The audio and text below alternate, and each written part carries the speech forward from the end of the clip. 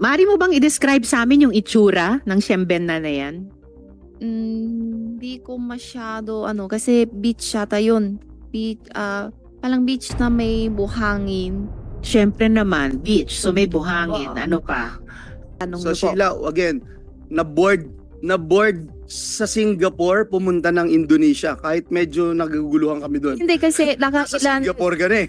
So po. Tapos gusto mong mapunta sa Indonesia. Kasi nakailan days na po kami sa Singapore. Okay, kaya na-board. Hindi. Meron din po. Kasi So, hindi ka nakailan araw kami na-board sa sa story Singapore. mo, Kasi Sheila? hindi po. That's correct. Ilang counts ang finailaban kina Miss Sheila at yung iba pa? There are 87 counts, Your Honor.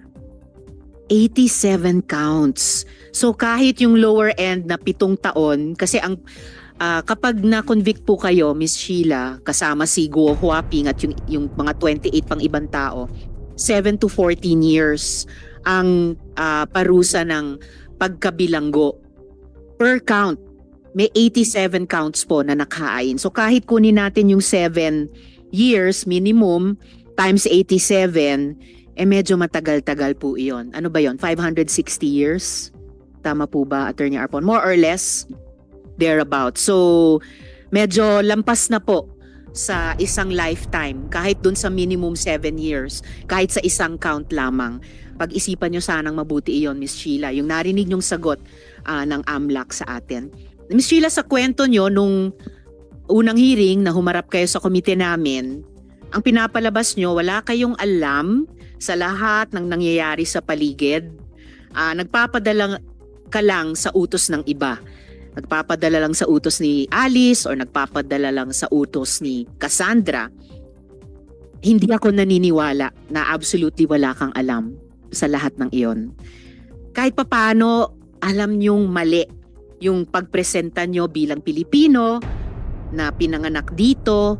Kahit papaano, alam nyo na mali ang ginagawa ni Alice. Mali ang pagtakas nyo palabas ng bansa. And hindi po pwede yung hindi ko alam, Your Honor. Bumenta na po yan eh. Wala na po yan talaga. Sabi nyo, dumaan kayo sa dagat, papuntang Sabah.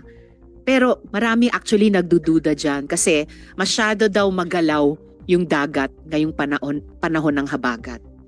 Masyadong malakas yung alon sa dagat mula rito hanggang Sabah kung totoo na dun kayo unang pumunta at may duda ako dyan. At ngayon, naaresto na nga si Alice and sa totoo lang, Miss Sheila, pwede kanyang ilaglag. So isipin nyo rin po yun. Handa ka na bang magsabi ng totoo sa amin, Miss Sheila? Handa kang magsabi ng totoo. Okay, dahil oo ang sagot mo, sagutin nyo ang aming mga tanong na panay totoo lang. Walang pagsisinungaling. So sa totoo lang, ang dami ng butas ng original na kwento mo sa amin. Dumating sa farm sa Bamban, tapos pagkatapos ng dinner, nagbiyahe sa van ng may 4 na oras hanggang hating gabi. Tapos sumakay ng small white boat ng 5 oras. Tapos lumipat ng big boat at nagbiyahe ng 4 hanggang 5 o 3 hanggang 5 araw. Tapos napadpad sa Siembenna. Sa English ay Semporna. Yung Semporna na yan nasa Sabah, Malaysia. Kung talagang sa Semporna kayo pumunta. Ang hirap paniwalaan actually na 3 kayo, ni na Alice, bilyones ang pera ninyo, pinaghahanap ng buong bansang Pilipinas, i-expose nyo ang sarili nyo sa ganyang delikadong biyahe sa dagat. Kaya, bibigyan kita ulit ng pagkakataon magsabi ng totoo.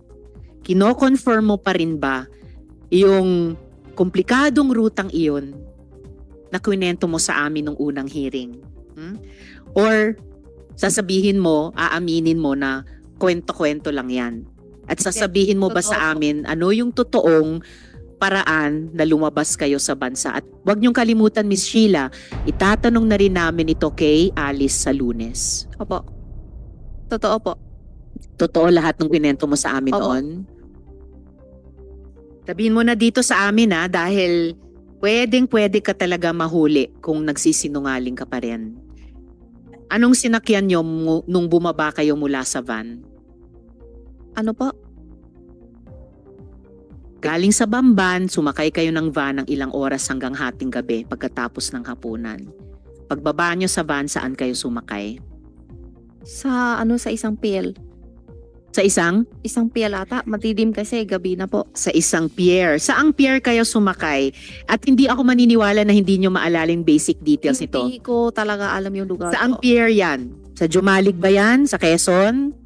Sa Hindi ko- Batangas ba? hindi Sa ko Sambales alam tulad po ng eh. tinatanong ni Sen JV? Sa Palawan? Saan? Ang alam ko kasi pagpuntang dumaan kami sa Manitawag ng toll gate papunta Skyway. Dumaan kayo saan? Sa toll gate na Manitawag. Balintawak? Pagpuntang Skyway. Pagpuntang paakyat Skyway. Tapos, Diretso na yun. Hindi ko alam kung saan na yun. Yung So, lugar na yan. southbound. Siguro, hindi Mula ko Tarlac, sure. dumaan Hindi kayo ko sa sure. Bulacan. So, pa-south. So, papuntang Batangas, southern Luzon. Hindi ko alam kung saan o saan. Basta alam ko Akit Skyway. So, pero malamang, kung galing ng Tarlac, dumaan ng Bulacan, pababa. Hindi naman magto-trouble bumaba ng Bulacan, U-turn, pa-norte na naman. So, Ay, pa-south hindi ko- kayo. Hindi ko alam. Hindi, alam na namin yon. Yung buong fishing, yung malaking fishing boat, sabi mo, 4 na araw ang biyahe nyo doon. Na mahirap paniwalaan sa panahong maalon ngayon. Oh. Tapos yung baba nyo, sabi mo, sa Chinese ay Siemben na.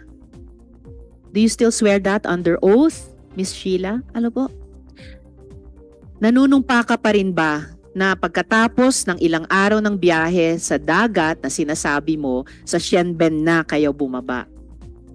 Pagdating, bago sa Sempen na, may isunto sa amin yung isang small na maliit ng ng pool. Mhm. Bago lating sa Sempen na. Okay. So, pero na ini-insist nyo pa rin sa Siemben na kayo bumaba eventually. Sabi West, tanong kasi pagdating doon, tanong ko kay Wesley kung saan tayo. Mm. Sabi niya Sempen na. Okay. Maaari mo bang i-describe sa amin yung itsura ng Siemben na yan? Hindi ko masyado kasi beach yata yun. Beach, palang beach na may buhangin. Siyempre naman, beach. So may buhangin. Oo. Ano pa?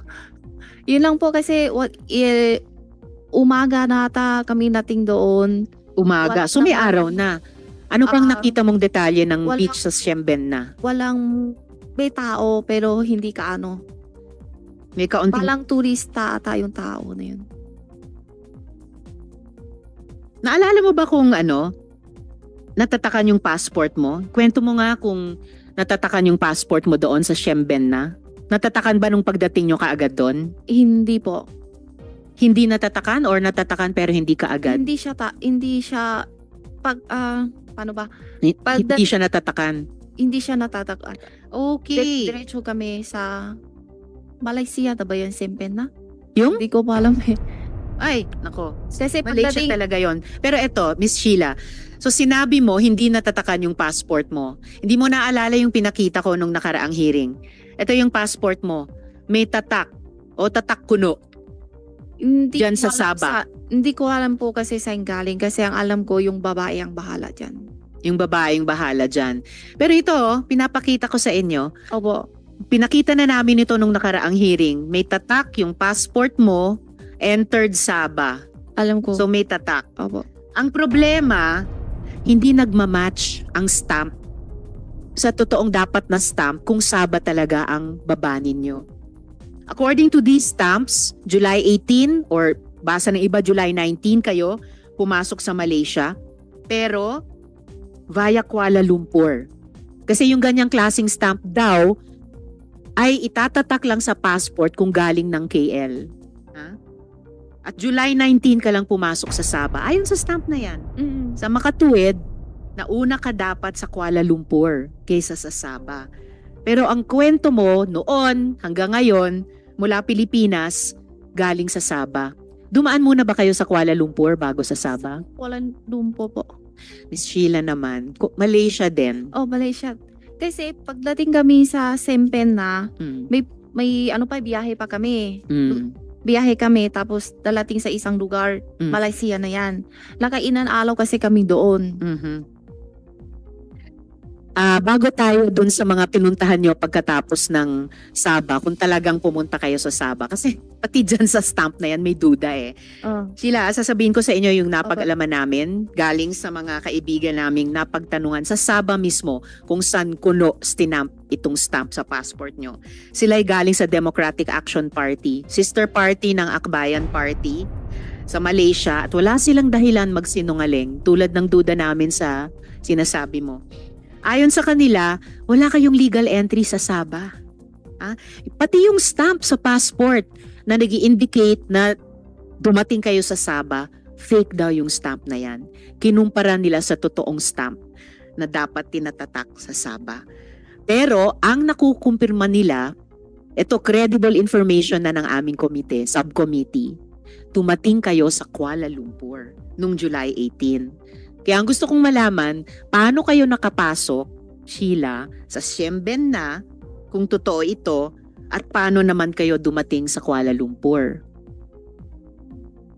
Yung tatag lang yung passport na yun, hindi ko alam. Basta, pagdating kami sa Siemben na, may biyahe kami sa isang lugar. Bago yun. Bago yon, Miss Sheila. Bago yung pagkatapos ng Siemben na. Wala. Bago ng Siemben na, kung ayaw mo talagang sabihin na dumaan kayo sa Kuala Lumpur, Wala po. dumaan ba kayo sa Bali, Indonesia, bago itong Siemben na? Bago Yun na itong hindi ko po Sabah? alam. Basta yun na ang yung biyahe ko. Hindi mo rin alam kung dumaan kayo ng Bali, Indonesia. Wala. Hindi kami Wala. Ganito. Kasi panay kwentong barko ang pinag-uusapan natin. Sumakay ba kayo ng eroplano? Hindi po. Ever? Sa buong biyahe ninyo? Hindi po. Mula Pilipinas hanggang Malaysia, hanggang Wala Singapore, po. hanggang Singapore Indonesia. Singapore ang mayroong eroplano. Malaysia to Singapore. Malaysia to Singapore. Buti na lang inamin mo na nag-eroplano kayo mula Malaysia, Singapore. Dahil imposible talagang hindi kayo sumakay ng eroplano. Opo. Kasi ang stamp ng passport mo, entry stamp to Kuala Lumpur via Kuala Lumpur International Airport. Naalala mo bang dumaan kayo sa isang Malaysian airport bago Meron. sa Sabah? Meron. Malaysian airport. Bago Siemben na. Wala po eh. Wala rin. Oo. Pero itong verified information namin mula sa isang official na grupo sa Malaysia na yung tatak na entry stamp sa Kuala Lumpur galing sa Denpasar, Bali. Naalala mo, dumaan kayo sa airport sa Bali papuntang Kuala Lumpur International Airport? Wala po. Hindi rin. Ako, Miss Sheila, yung sa situational awareness nyo, dapat talasan ninyo para makapagsabi kayo ng kompleto at totoo sa amin. Okay, Kasi po, ano? Siyempre na to basta isang Malaysia, hindi ko alam kung yung Sabah na sabi nyo o ano. Yung Siempen na mismo ay Sabah. Sabah. Di, pagdating yan sa Sabah na yan, may sakay kami aeroplano pupunta sa Malaysia, yung Kalumpo na sabi nyo. Yun ba yun? Kuala Lumpur. Yung palang Metro Manila sa Pilipinas. Baliktad. Ang Tapos, alam nung makatapos- credible sources namin, nag-Kuala Lumpur muna kayo bago itong Siempen na o Sabah. Hindi po. Okay. So from Kuala Lumpur, paano kayo pumuntang Singapore? Aeroplano po. Aeroplano yon. So nag-airplane kayo ulit. In total, sa biyahe nyo mula Pilipinas hanggang nung nahuli kayo ni Cassandra Leong sa Indonesia, ilang beses kayo sumakay ng aeroplano? Sabah to dalawa? Dalawa. Sabah hanggang Singapore Hindi. or Malaysia Sabah- hanggang Singapore. Sabah, Malaysia at Singapore dalawa beses po. So Sabah papunta sa ibang lugar sa Malaysia, tapos Tapos Singapore, tapos Malaysia to Singapore. dalawa beses po. 2 beses nag-eroplano. Kasama nyo pa ba si Alice papuntang Singapore mula sa Kuala Lumpur? Opo. Kasama nyo pa. So, eto pa isang gumugulo sa isip ko, Miss Sheila, ha? Ayon sa mga contacts namin sa Malaysia, kayo at si Wesley ay umalis sa Kuala Lumpur noong July 21, 2024. Bali malinaw na July 18 to July 21, nandun kayo sa Malaysia. Legally, gamit itong Philippine passport nyo. Pero si Alice ay dumating sa Kuala Lumpur or at least dumating yung passport ni Alice sa Kuala Lumpur, pero wala siyang exit record.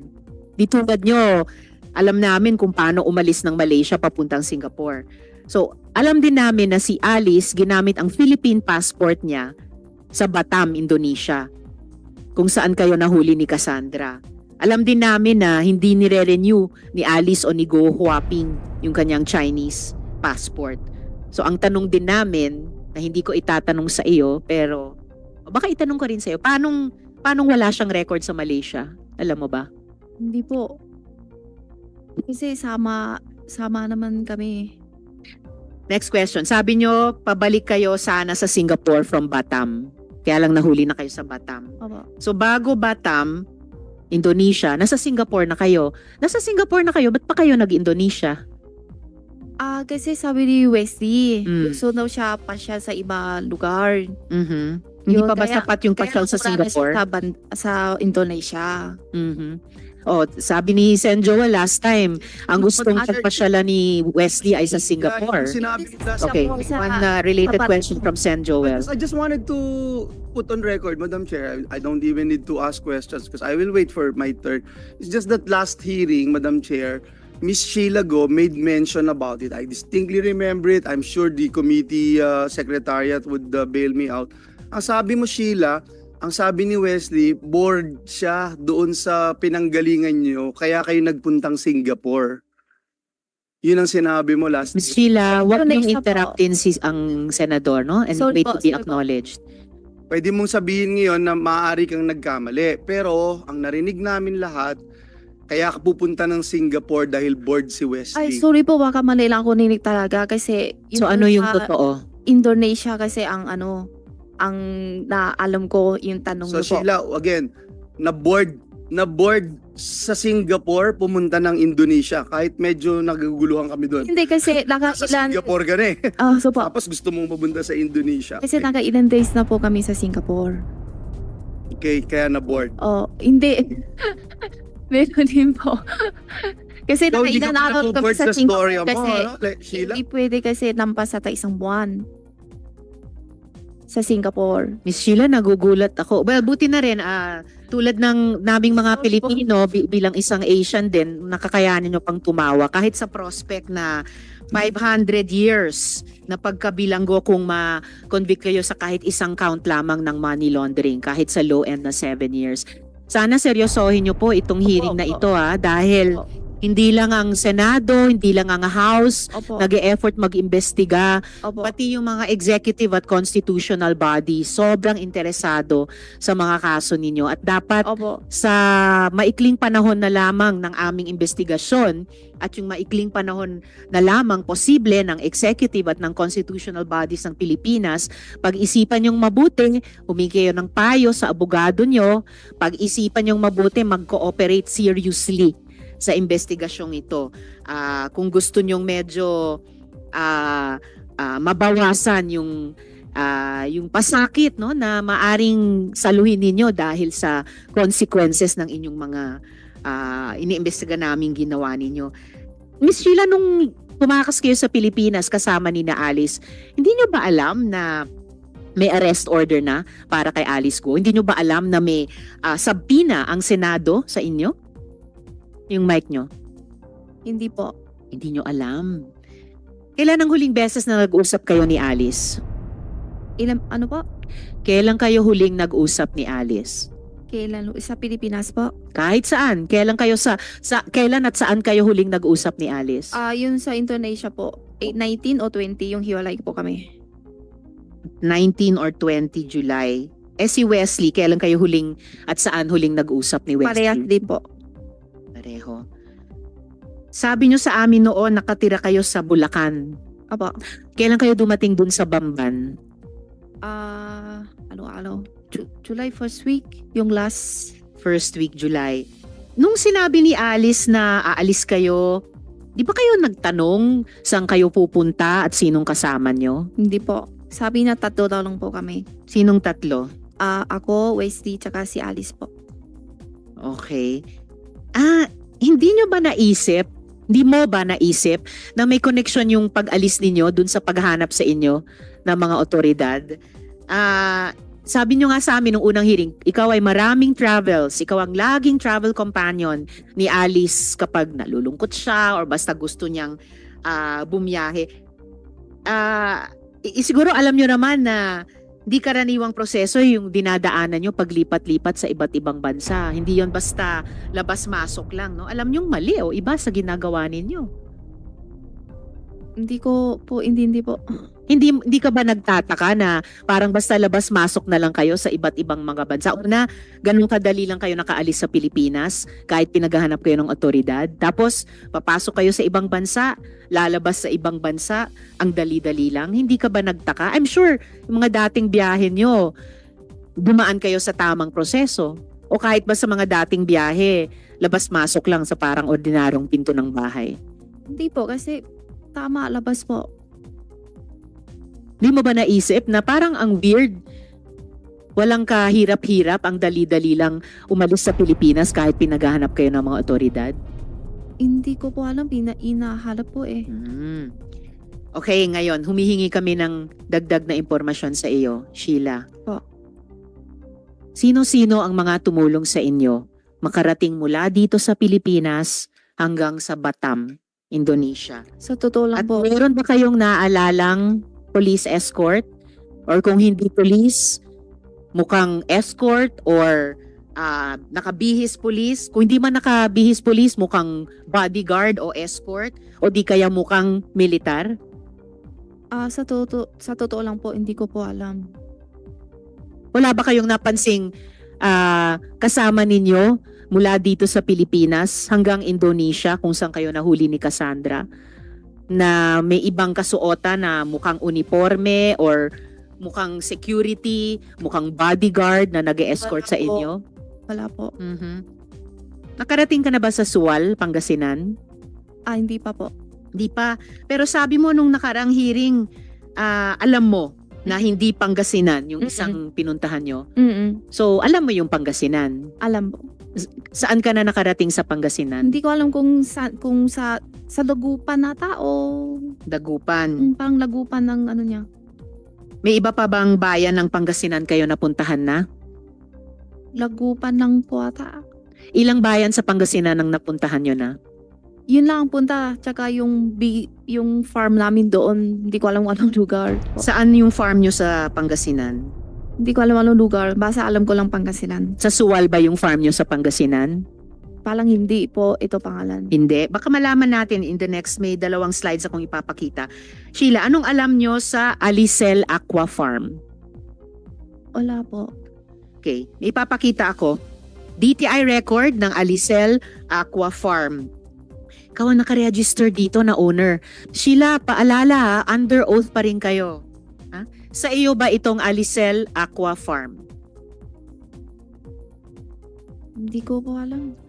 Miss Sheila, ito po ay dokumento ng Department of Trade and Industry certifying na ang Alicel Aqua Farm sa Barangay Baciden sa Sual, Pangasinan ay nakaregister. Nakaregister sa inyo, issued sa inyo ang certificate, Sheila Leal Guo. Nakikita ko yung paa nyo, medyo ninenervyos kayo. Magre-relax po kayo kung magsabi kayo ng totoo sa amin. May alam ba kayo dito sa Alicel Aqua Hindi ko po Farm? talaga alam po. Paano hindi nyo alam to pero kayong nakarehistro dito sa issue ng DTI na Certificate of Business Name Registration? Baka ginamit ng yung ang pangalan ko po. Ginamit ang pangalan mo.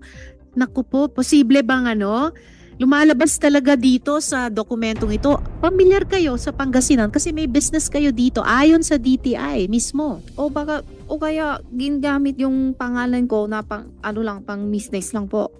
Na hindi ko alam. So, alam nyo itong business na ito? Itong Alicel Aqua Farm? Hindi ko po alam. Pero alam nyo na ginamit yung pangalan nyo sa business na ito? Siguro.